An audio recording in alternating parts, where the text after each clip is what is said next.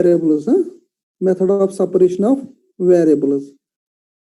तो यहाँ पे भी आप ये एग्जांपल्स आप घर पे ट्राई करना, ठीक है। ये examples,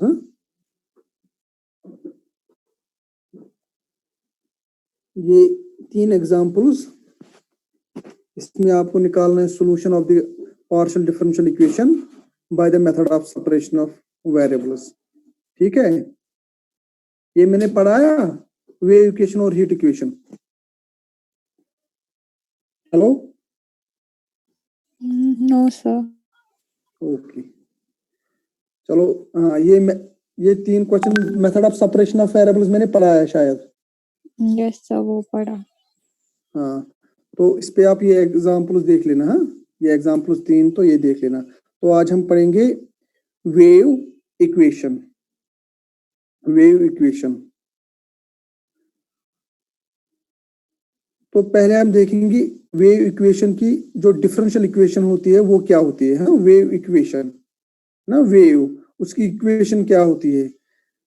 wave equation, the differential equation of the form dou square y upon dou t square is equal to c square dou square y upon dou x square where c is an arbitrary constant। तो जो ये equation है, जो यहाँ पे equation number first है, इस equation को हम कहते हैं, क्या कहते हैं, शाबाश, इस इक्वेशन को हम कहते हैं, we call this equation as wave equation. Equation of the type dou square y upon dou t square is equal to c square dou square y upon dou x square। इस equation को हम कहते हैं wave equation. अब हमें इसी wave equation का क्या निकालना है, solution. We have to find the solution of this wave equation. We have to find the solution of this wave equation. ये विजिबल है, दिखाई दे रहा है।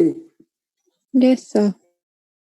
हाँ, अब हमें इसी वेव इक्वेशन का क्या निकालना है, सॉल्यूशन। क्या निकालना है, सॉल्यूशन। अब आप देखो, जरा मुझे बोलो आप, वेव इक्वेशन का जो ग्राफ है वो कैसे हो, जो वेव इक्वेशन का ग्राफ है ना वो कैसे होगा, जरा आप मुझे बोलो वेव इक्वेशन।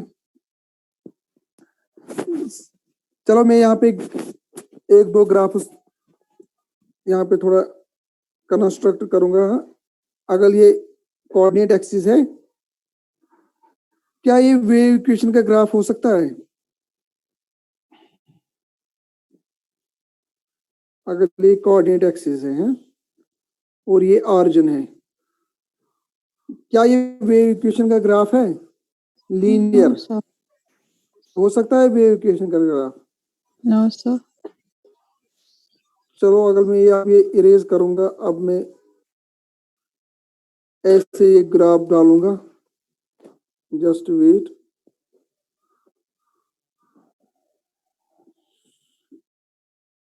ये हम कोऑर्डिनेट एक्सिस लेंगे, ठीक है, and this is the origin. अब अगर ऐसे हो सकता है वेव इक्वेशन, ये है वेव इक्वेशन का ग्राफ। ये किसका ग्राफ है, ये किस फंक्शन का ग्राफ है, शाबाश। e power x। हाँ, x। हाँ, एक्सपोनेंशियल फंक्शन है ना, एक्सपोनेंशियल फंक्शन है ना। ये एक्चुअली ग्राफ है y is equal to e raise power x, ठीक है। तो ये एक्सपोनेंशियल का फंक्शन। अगर मैं अब तीसरा ग्राफ डालूंगा यहाँ पे, है जो ग्राफ है ना वेव इक्वेशन का, वो कैसे होगा, जरा चलो आप ही बोलो। आप साइन या कॉस फॉर्म है। हाँ, ग्राफ कैसा होगा, सर रिपीटिंग, सर साइन या कॉस ग्राफ। हाँ, वो कैसे होता है, सर वेव फॉर्म में होता है ना, रिपीटिंग। वो वेव फॉर्म में होता है ना, इसको वेव पकान, अप डाउन, ठीक है। क्या वो ऐसे होता है?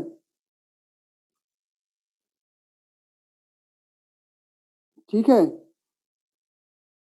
ऐसे ही होता है ना, वेव्स नहीं थे कृपकान, तो इसका ग्राफ होता है साइनोसाइडल, दैट मींस जिसमें साइन फंक्शन हो और कॉस फंक्शन है, ये होता है ग्राफ ऑफ वेव फंक्शन, है ना? ये ठीक है? Hello hello hello, Yes, sir. है ये ग्राफ वेव इक्वेशन का? Yes, sir. तो यहाँ पे जो हमें इसका सोल्यूशन निकालना है, हमें इसमें क्या निकालना है, इसमें हमें सोल्यूशन निकालना है। यहाँ पे हमें 3 सॉल्यूशंस मिलेंगी, ठीक है? वो मैं आगे बोलूंगा वो कैसे आपको 3 सॉल्यूशन, उसमें से हमें देखना है फीजिबल सॉल्यूशन कौन सा है। हमें इस वेव इक्वेशन का फीजिबल सॉल्यूशन निकालना है। We have to find the feasible solution of this wave equation and we find it solution by the method of separation of variables. So this is the wave equation.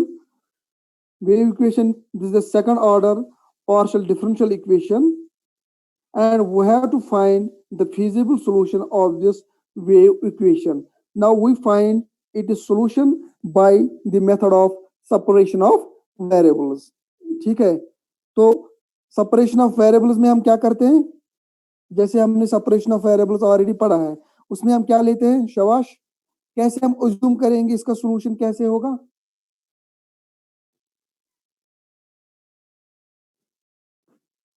हाँ बोलो शाबाश। Hello hello, Sir, इसमें हम assume करेंगे कि y equals to xt solution है इसका। हाँ, और फिर x इसका जो सॉल्यूशन होगा वो होगा x इंटू टी, क्योंकि इसमें x and t are independent variable और y है डिपेंडेंट वेरिएबल, तो जो सॉल्यूशन होगा वो इस फॉर्म में हम अज्यूम करेंगे, क्योंकि हमें इसका सॉल्यूशन निकालना है by the method of separation of variables. तो वो हम यहाँ से अज्यूम करेंगे by the method of separation, assume that y equal to capital X into capital T, ठीक है, बी इट इज सॉल्यूशन। ठीक है, यहाँ पे लिखा हुआ ना, अब देखो यहाँ पे लिखा हुआ है, इसे तुम सोरे लिखित, assume that y equal to xt be its solution, ठीक है? व्हाट दू जवाब? Hello, yes, sir. तो हम assume करेंगे ये इसका solution, where we take capital X as a function of x alone and capital T as a function of and capital T as a function of t alone।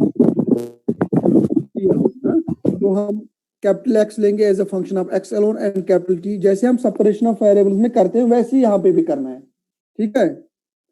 लेकिन इसमें हमें फिर क्या निकालना है, इसमें हमें, क्योंकि हमें पता है ये वेव इक्वेशन है, अब हमें पता है उसका ग्राफ कैसे होता है, ये आपको ऑलरेडी पता होना चाहिए। मान लो वेव इक्वेशन, उसका ग्राफ कैसे होता है, उस वेव इक्वेशन का ग्राफ हमेशा होता है साइनोसाइडल, दैट मींस इसमें साइन फंक्शन हो और कॉस फंक्शन है, ठीक है? तो वही हमें वो सॉल्यूशन हमें निकालना है, फिजिबल सॉल्यूशन कौन सा होगा इसमें। नाउ फ्रॉम इक्वेशन फर्स्ट, अब देखो हमने अज्यूम किया ये इसका सॉल्यूशन है, जब ये इसका सॉल्यूशन है तो इसको सेटिस्फाई करेगा। सर कोई वेटिंग रूम में वेट कर रहा है, उसको लेट इन कीजिए प्लीज। वेटिंग रूम में कोई नहीं है सर हाँ, वो तब से मैसेज कर रहा है मुझे कोई। यहाँ पे, तो कोई दिखाई नहीं रहा, कोई नहीं है वेटिंग रूम में। अच्छा ठीक है सर। ये मुझे यहाँ पे आते हैं, मैं यहाँ पे ही फिर उसको एंटर करता हूँ, ठीक है? तो from equation first y equal to X T, जब इसका सॉल्यूशन है तो ये इसको सेटिस्फाई करेगा, इक्वेशन फर्स्ट करेगा ना इसको सेटिस्फाई। फिर हेलो, तो जवाब दी तो भैया। Yes sir. तो आप देखो y हमने एज्यूम किया ये इसका सॉल्यूशन है, y equal to X T, जब ये इसका सॉल्यूशन है तो ये इस इक्वेशन को सेटिस्फाई करेगा। तो replace y by X T in equation first, तो यहाँ पे आएगा डो square by dough T square of x T, आप देखो यहाँ पे मैंने लिखा, और लेफ्ट हैंड साइड से आएगा C square as it is do square by dough X square of x T. ठीक है,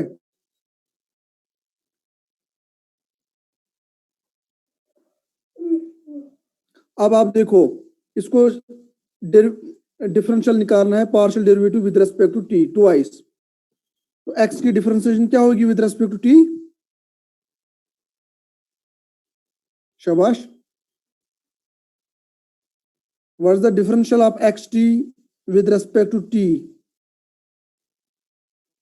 हाँ एक्स टी डैश हाँ, सेकंड डेरिवेटिव क्या होगा?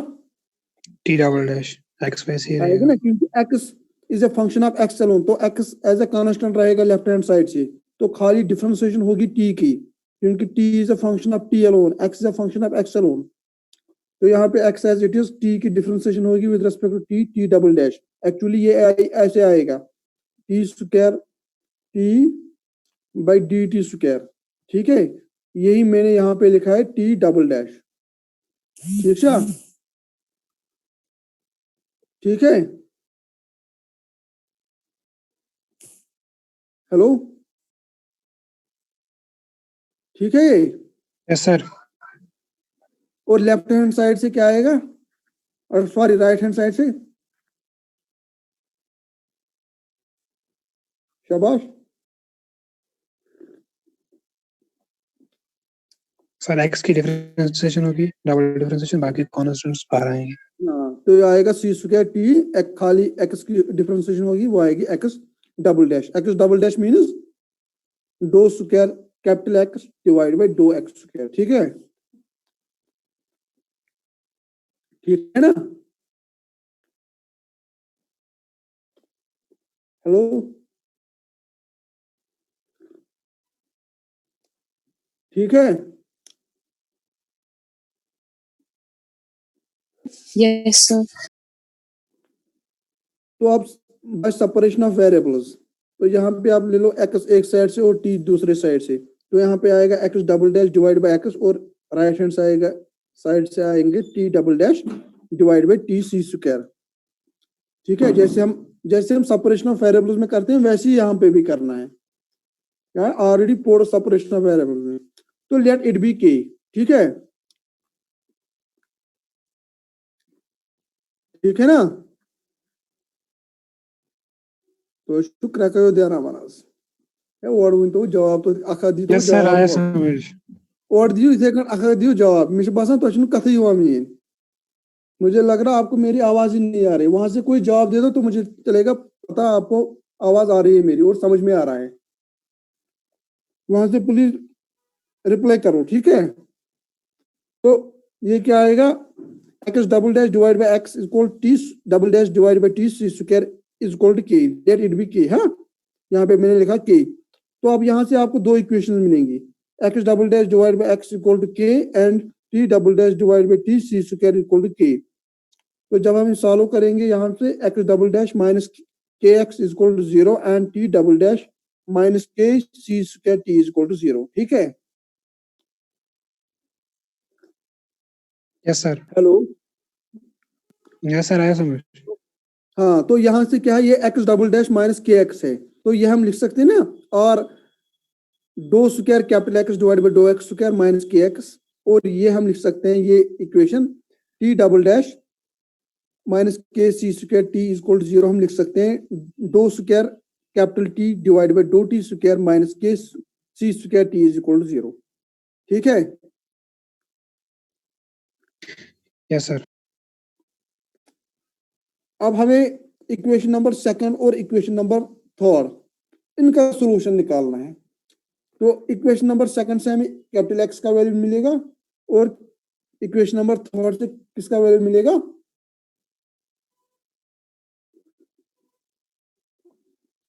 कैपिटल टी का। क्योंकि हमने एज्यूम किया है y equal to X T, तो हमें x का वैल्यू चाहिए और t का वैल्यू चाहिए, तो कैपिटल x का वैल्यू यहां से मिलेगा और कैपिटल t का वैल्यू यहां से मिलेगा। ठीक है ना?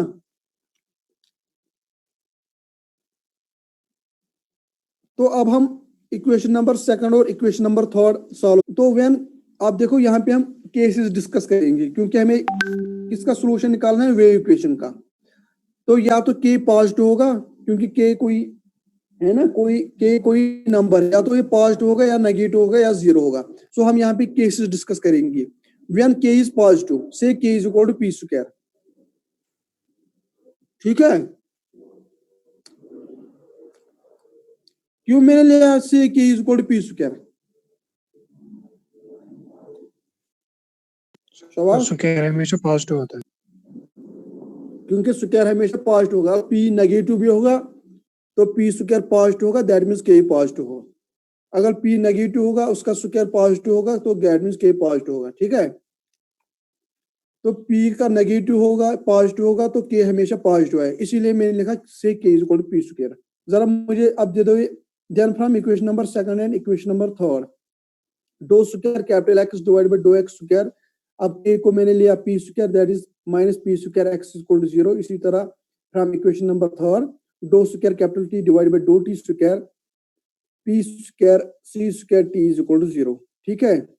अब हमें ये इक्वेशन सॉल्व करनी है और ये इक्वेशन सॉल्व करनी है। तो ये हम कैसे सॉल्व करेंगे इक्वेशन, ये इक्वेशन कैसे हम सॉल्व करेंगे? ये इक्वेशन कितना करो ना सॉल्व, शाबाश। हाँ, कैसे सॉल्व करेंगे? इसकी पहले ऑक्सिलरी इक्वेशन, हाँ शाबाश, पहले इसकी ऑक्सिलरी इक्वेशन लिखा। तो ये इसकी ऑक्सिलरी इक्वेशन है। Auxiliary equation is M square minus P square is equal to zero, तो M is equal to plus minus P, ठीक है।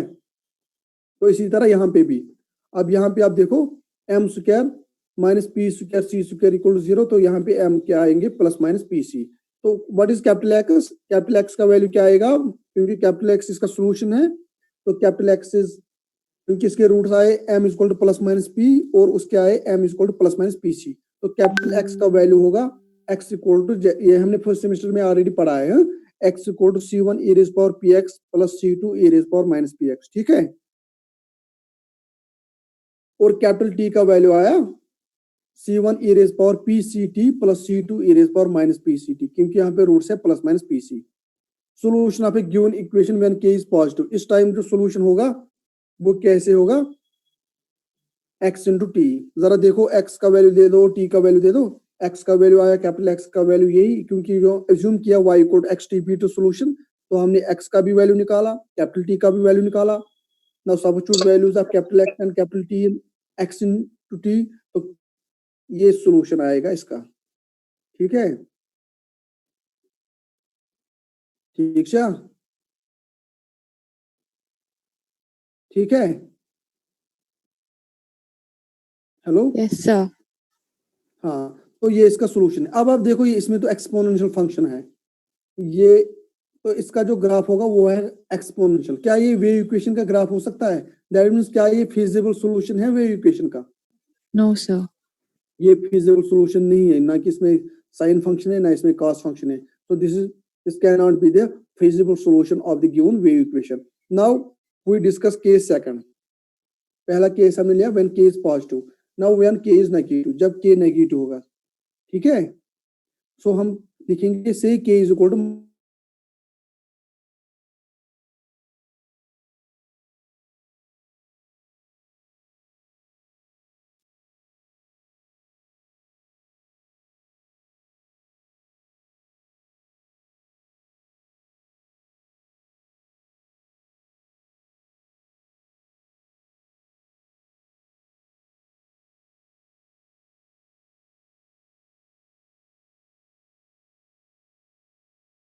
इसमें साइन और कॉस ग्राफ होगा, वो होगा साइनोसाइडल, ठीक है। तो मैंने भी पहले वो ग्राफ होगा, इसका ग्राफ यही होगा, तो यही है।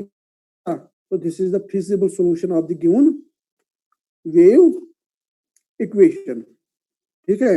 अब आप फाइनली लास्ट केस देखो, क्या आप देखो ये क्या हो सकता है, व्हेन के इज इक्वल टू जीरो। तो इक्वेशन सेकंड, जब हम के का वैल्यू जीरो आएगा, तो यहाँ पे आएगा डो square capital X by dough X square, तो हम ऐसे लिख सकते हैं। तो इंटीग्रेटिंग इसी तरह इक्वेशन नंबर थर्ड हम ऐसे लिख सकते हैं। तो इंटीग्रेट करके आप देखो, हाँ यहाँ पे है ना, जब हम इसको इंटीग्रेट करेंगे, ठीक है, जब हम इसको इंटीग्रेट करेंगे ना, वहां से आपको ये मिलेगा x का x equal to C1 C11x plus C2, C11 and C2 are all constants. इसी तरह t का वैल्यू आएगा C13t plus C14, that is ये सारे क्या है कांस्टेंट्स। तो सॉल्यूशन x का वैल्यू निकला, कैपिटल T का वैल्यू निकला। तो solution of the given equation is when k is equal to 0 is y equal to xt।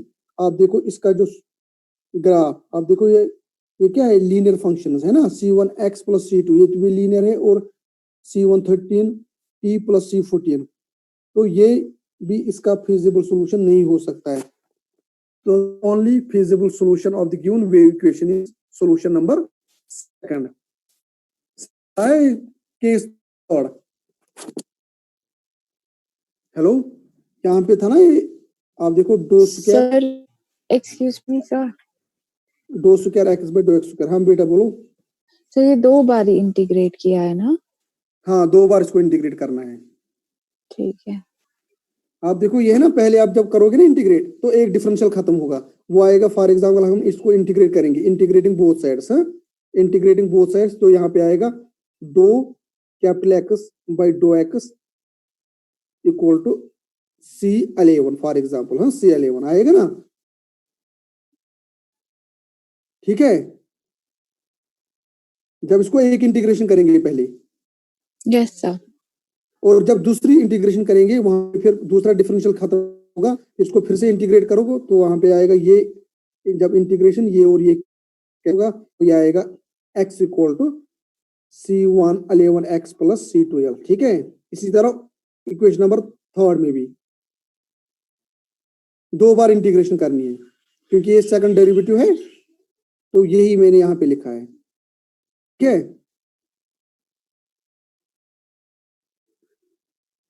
अतंशनामुदी पूर्व क्या, आपको देखो ये पूरा मैंने उस पर लिखा है, ये नोट्स मैंने ऑलरेडी आपको भेजे हैं, आप देखना वहां पे, ठीक है। अच्छी इजी है, ठीक है। हेलो, यस सर, यस तो आप सर। देखो ये, हाँ ये लीनियर है, ये भी इसका ग्राफ नहीं हो सकता, ये भी सॉल्यूशन किसका नहीं हो सकता, वेव इक्वेशन का। तो यहाँ पे मैंने लिखा है, यहाँ पे अब आप देखो यहाँ पे मैंने लिखा है solution. Second is one only feasible solution of the given wave equation. As we are dealing with the wave equation, then y must be a periodic function in x and t. आप देखो वो periodic function, wave equation क्या होती है, वो periodic function होती है। तो ये देखो जब हम इसका ग्राफ बनाते हैं, आप देखो ये periodic function होती है ना, ये periodic function।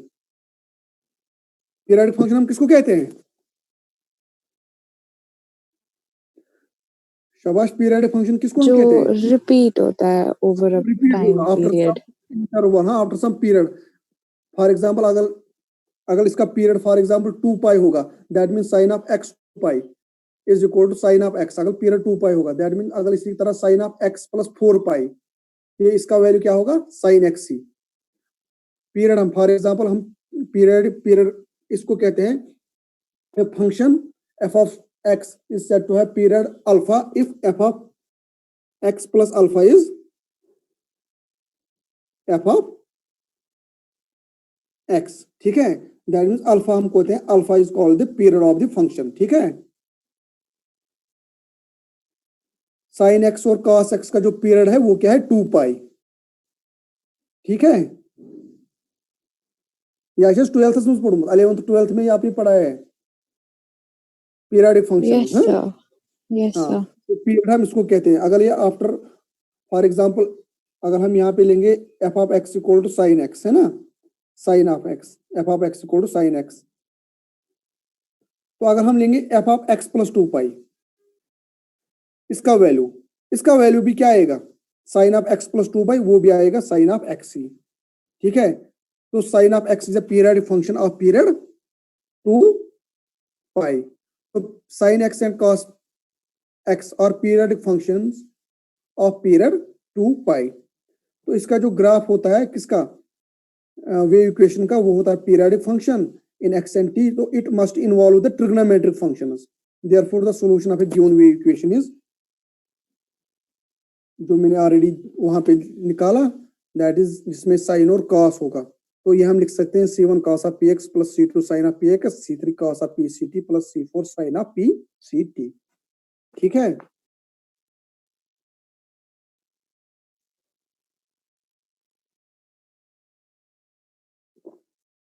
ठीक है। तो इसमें Yes, से जो sir. इसमें जो आपका सोल्यूशन है वो क्या निकला, वो निकला यही है, सोल्यूशन नंबर सेकंड। तो solution second is the feasible solution of the given wave equation. That means out of 3 solution, only solution second is the possible solution or the feasible solution of the given wave equation. ठीक है, इसी तरह अब है और एक Sir, equation इसको, excuse me, sir. हाँ बेटा बोलो। सर एक से ज्यादा feasible solutions हो सकते हैं? एक से ज्यादा, आप देखो यहाँ पे हो सकते हैं ना, आप देखो यहाँ पे, आप देखो फॉर एग्जांपल अगर यहाँ पे C1 C2 C3 ये क्या है, ये कॉन्स्टेंट्स हैं, Constants. है ना। तो आप देखो इसमें डिफरेंट वैल्यूज हो सकते हैं, तो आपके पास बहुत सारे इसके सॉल्यूशंस मिलेंगे। आप देखो अगर हम C1 C2 C3 C4 very करेंगे, हाँ, वो भी क्या होगा, वो इसका different होंगे. सॉल्यूशन। तो इसके बहुत सारे ऐसे, लेकिन सॉल्यूशन जो होगा वो हमेशा किस फॉर्म में होगा, वो हमेशा इसी और फॉर्म में होगा, sinusoidal. हाँ sinusoidal. So for giving different values of these constants, you get different solutions of the given wave equation. वो क्या होंगे, वो सारे होंगे क्या, feasible solutions। लेकिन वो feasible solution किस फॉर्म में होगा, वो हमेशा इसी फॉर्म में होगा। ठीक है, तो ये हम Yes, लिख sir. सकते हैं समेशन फॉर्म में भी। समझ आ रहा है? जी सर. हाँ, अब आप इसी तरह देखो ये heat equation, heat flow equation. हाँ, तो यहाँ पे भी हमें पहले देखनी है हीट फ्लो इक्वेशन कौन सी है, उसकी जो पार्शियल डिफरेंशियल इक्वेशन है वो क्या है। पहले हमें देखनी है हीट फ्लो इक्वेशन। अगर आपको याद होगा, मुझे लगता है 11th और 12th में शायद आपने वेव इक्वेशन और हीट इक्वेशन वहां पे डिराइव की है फिजिक्स में, वहां पे सॉल्यूशन नहीं निकाला है लेकिन डिराइव किया है फिजिक्स में, शायद है, पढ़ा है हीट और वेव इक्वेशन। हाँ, हेलो,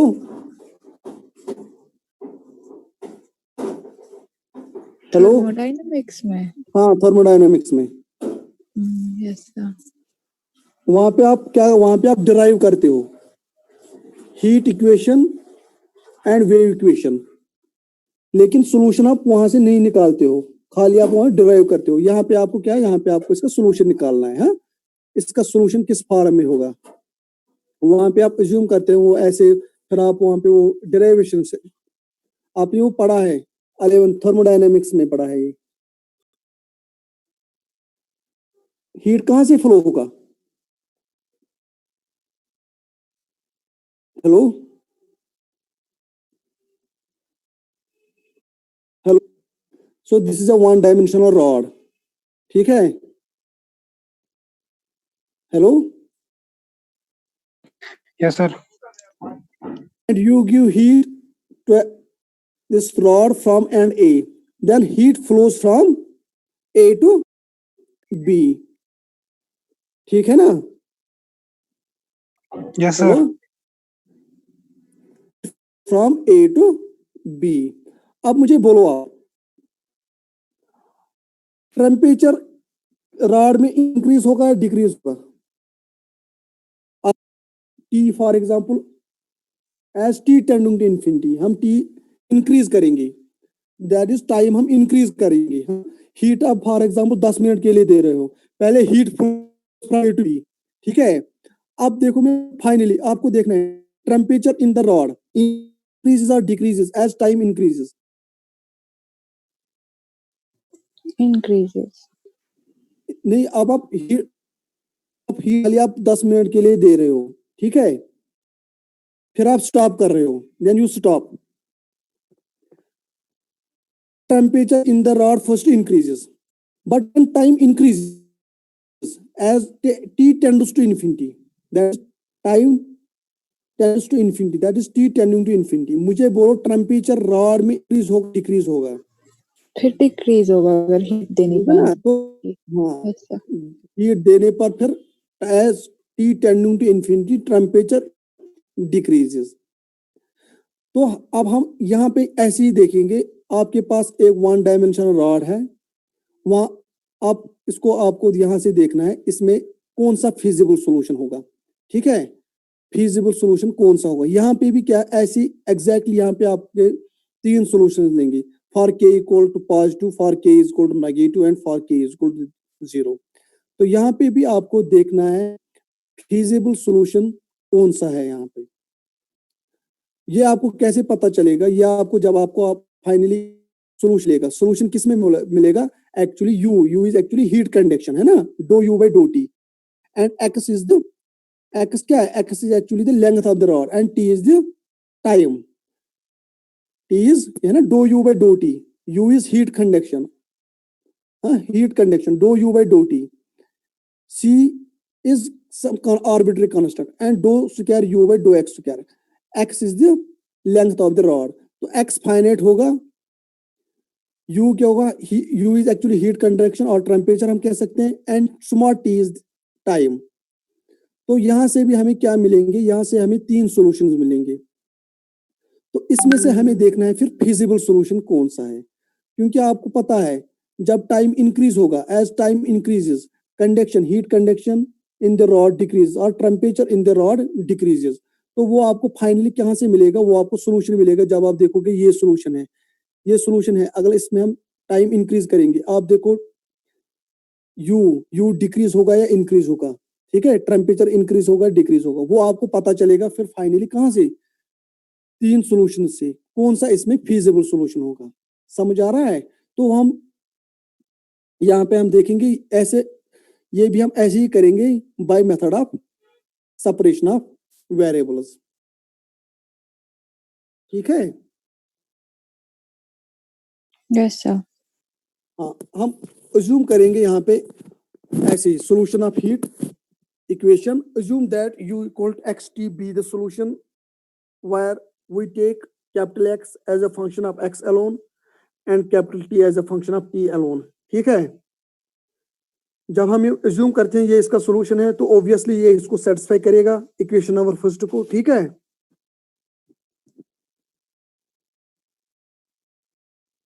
ठीक है ना? हेलो, तो दे दो u का, दे दो u का वैल्यू यहाँ पे, दे दो u का वैल्यू यहाँ पे, क्योंकि हमने अज्यूम किया जब हम यहाँ पे देंगे u इक्वल टू xt, तो यहाँ पे आएगा xt डैश और यहाँ से आएगा c square as it is x double dash t। ठीक है, t dash divide by c square t is equal to 0। हाँ, ठीक है, तो यहाँ पे लेट इट बी k, तो यहाँ पे आपको यहाँ पे आपको 2 इक्वेशंस मिलेंगी।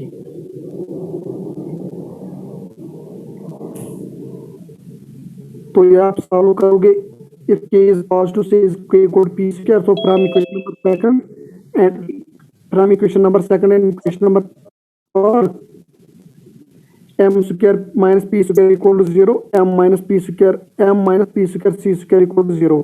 यहाँ पे actually do t by do t है, ये मैंने गलत किया है। यहाँ पे ये है do capital t by do t, क्योंकि यहाँ पे टी डैश है खाली, क्योंकि ये फर्स्ट डेरिवेटिव है विद रेस्पेक्ट टू टी, इसीलिए टी ए आएगा खाली। तो यहाँ पे जो x का वैल्यू आएगा वो आएगा c1 e rays power px plus c2 e rays power minus px, तो t का वैल्यू आएगा c3 e rays power p square ct। तो solution of the given equation क्या आएगा व्हेन k इज पॉजिटिव? शाबाश।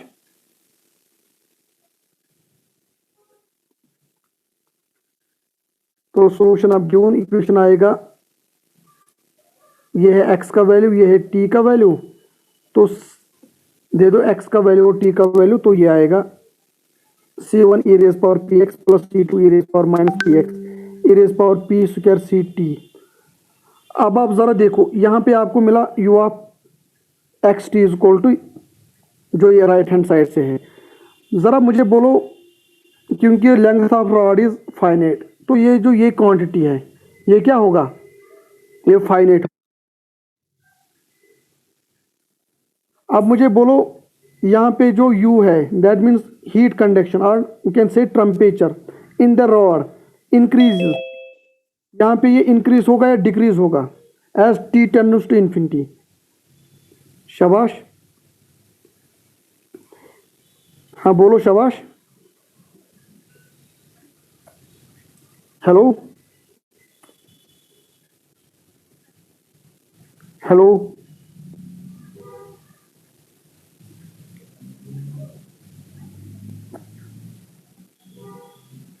हाँ साहिल,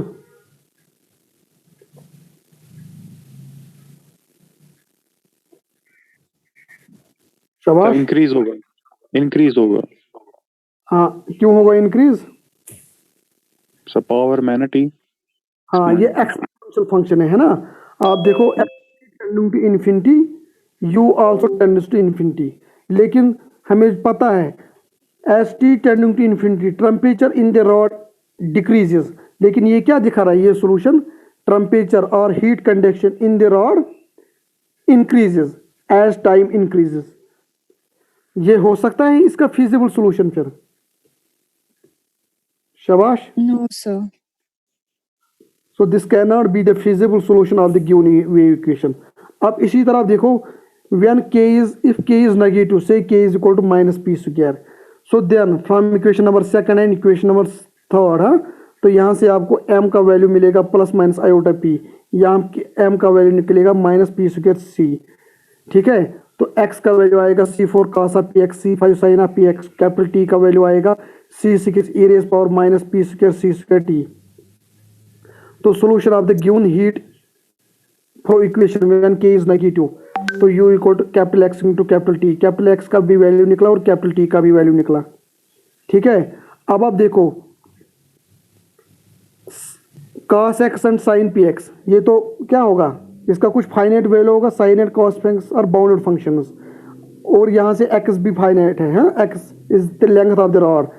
तो यहाँ पे खाली ये है as T tending to infinity. ज़रा मुझे बोलो यहाँ पे u का वैल्यू क्या आएगा, u of x t as T tending to infinity, u of x t क्या होगा सर? डिक्रीज, हाँ होगा ना, decrease t tending to infinity e raise power minus minus exponential function minus as T tending to infinity, ये कहाँ tend करेगा, as T tending to infinity e raise power minus t, है ना, ये है ना, एक्चुअली ये है ना ऐसे e raise power minus P square C square T. तो as T tending to infinity ये कहाँ टेंड करेगा,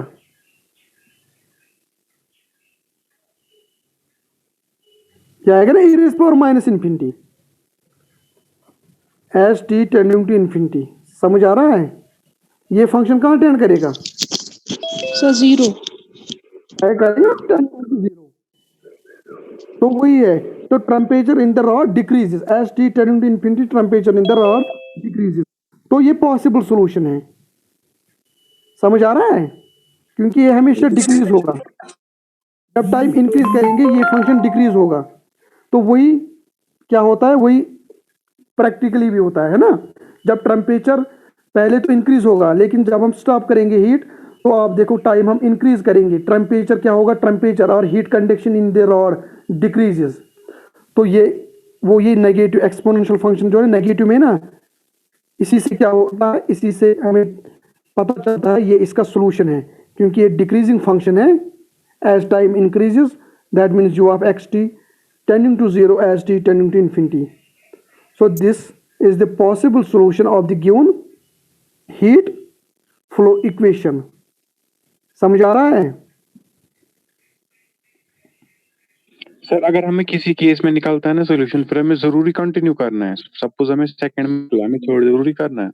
नहीं, अब आप देखो ये आपको सारी केसेस यहाँ पे डिस्कस करने हैं, ठीक है। अच्छा, ये तो पता है, आप डायरेक्टली आपको पता है के इज इक्वल टू नेगेटिव, जब हम के नेगेटिव लेंगे उसी पे उसका सोल्यूशन निकलता है। लेकिन आपको ये सारे केसेस डिस्कस करने हैं। आप देखो इसी तरह तीनों केसेस करने हैं। हाँ मतलब ये जरूरी है हमें करने हैं तीनों केसेस पहले? हाँ जरूरी करने, आपको देखना है ये तो पता है ना। यहाँ पे आप देखो, जब हम यहाँ पे आपको पता है ये हीट इक्वेशन है, अब आपको पता है हीट इक्वेशन में क्या होता है, आपको ये प्रैक्टिकली पता है, लेकिन अब आपको ये मैथमेटिकली दिखाना है। ठीक है,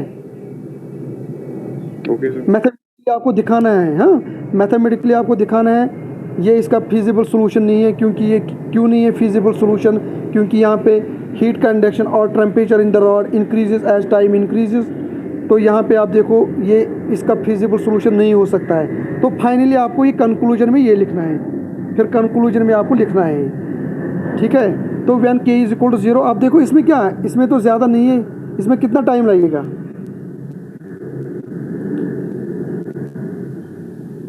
इसे लेंथी, हेलो, अगर ये लेंथी है लेकिन सबसे इजी है, ये इजी भी है ना। इसी तरह व्हेन के is equal to 0, so then from equation number second and third, dough square capital x by dough x equal to 0 x square, और यहाँ पे आएगा इक्वेशन नंबर सेकंड से do t by do t is equal to 0। हाँ, वो यहाँ पे इस, तो यहाँ पे आएगा कैपिटल एक्स का वैल्यू C7x प्लस C3, और इसी तरह यहाँ पे आएगा C9 से, हाँ कैपिटल 9, तो एक्स यू कैपिटल होगा x इंटू टी। आप देखो ये, आप देखो तो कांस्टेंट होगा C7x plus C8 C9 for fixed value, for fixed length of the rod. आप देखो ये सारा कांस्टेंट निकल रहा है, that means u of x t is constant as T tending to infinity. लेकिन वो कांस्टेंट नहीं होगा, वो डिक्रीज होगा एज टाइम इंक्रीजेस। तो ये भी फिजिबल सॉल्यूशन नहीं हो सकता है। तो second solution is feasible only as we know we are dealing with nature of heat conduction, u must decrease with increase of time. That means u temperature आप कहेंगे या heat conduction must decrease with increase of time. Accordingly the solution of given wave equation is solution number second. तो वही है मैंने यहाँ पे लिखा है। ठीक है, ठीक चा, हेलो हेलो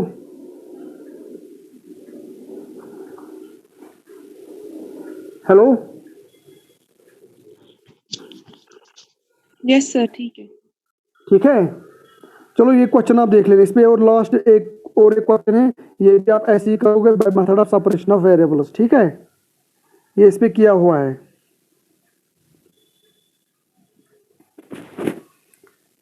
कोई क्वेश्चन है? क्वेश्चन में से कौन इसके? सर हम जब क्वेश्चन सॉल्व करेंगे ना, उसमें हम देखेंगे ना ये किस फॉर्म में है, तो फिर हम वही वाला केस करेंगे ना जो उसका फीजिबल सॉल्यूशन आएगा, जिसमें कि नहीं हमें सारा। देखो अगर आपको फॉर एग्जांपल अगले एग्जाम में होगा, ठीक है, फाइंड द फीजिबल सॉल्यूशन, वहां पे आपको ये सारे केसेस डिस्कस करने हैं। ठीक है, इसमें ज़्यादा टाइम नहीं लगेगा क्या? अगर आप देखो, अगर आप प्रैक्टिस करोगे ना, इसमें खाली फिर 3-4 ये सॉरी नहीं, फिर आपको सारे ये लिखने हैं। आप देखो ये आपने ऑलरेडी फर्स्ट सेमेस्टर में पढ़ा है सेपरेशन ऑफ वेरिएबल्स में, ये सॉरी इसमें जब हम वो ये करते हैं ना ordinary differential equation, complementary function by the method of complementary function निकालते हैं। ये मैंने आपको फर्स्ट सेमेस्टर में पढ़ा है यहाँ तक, जहाँ पे हम वो ऑक्सिलरी इक्वेशन निकालते हैं, फिर जब रूट्स होंगे रियल डिस्टिंक्ट। ठीक है, यस सर, ठीक है।